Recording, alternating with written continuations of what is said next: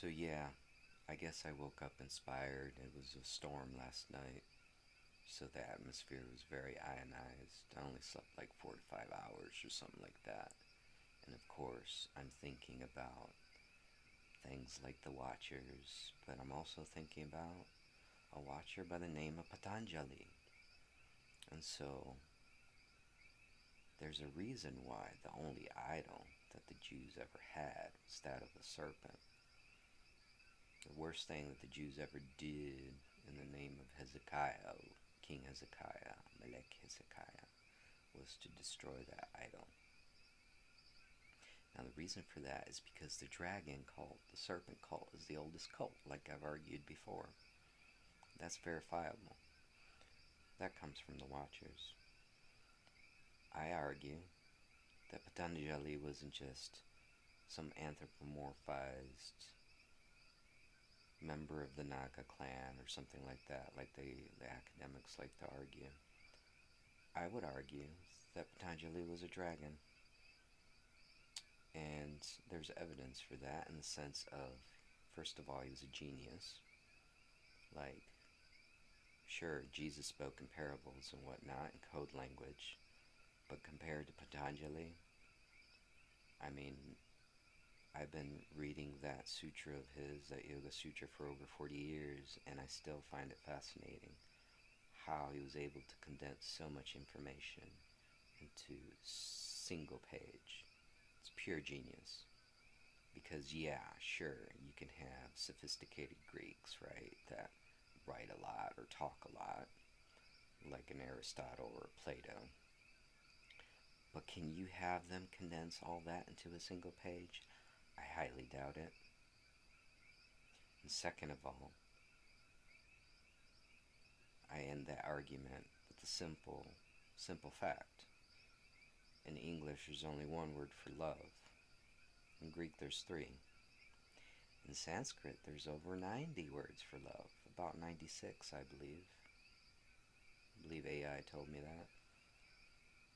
That says it all right there. Anyway, Patanjali as a dragon. Why do I say that? First of all, the genius. Second of all, he hid behind a veil, just like the Shekinah did in the Holy of Holies. Why did the Shekinah do that? Why did you have to be very pure, a high priesthood of the bloodline, to be able to come anywhere near the Shekinah? The Shekinah was also a seraphim, a flaming dragon. Had to be behind a veil. Okay. This is why the Watchers wear masks. Some masks are more veiled than others. At certain points in their lives, their mask may be thicker, and at other points thinner. Patanjali's was a very thinly masked dragon, so he hid behind a veil to protect his disciples from his tapasya, from his heat, from his energy. He was a shining one.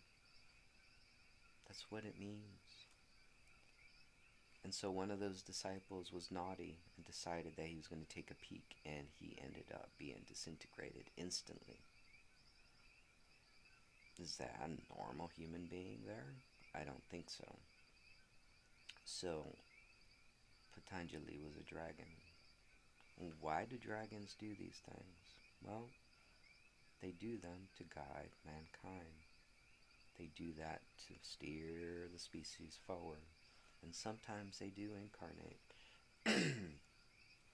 into a body to be more relatable and so forth and so on at certain points in history, because timing for the Watchers is everything. They tell me that's the only thing for them.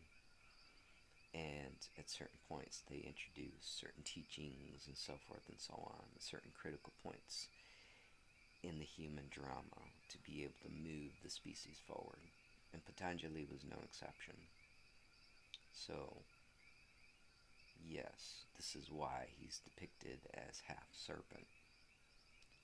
Not just because he was part of some Naga tribe or something like that. That's just an academic glossing of who he really was.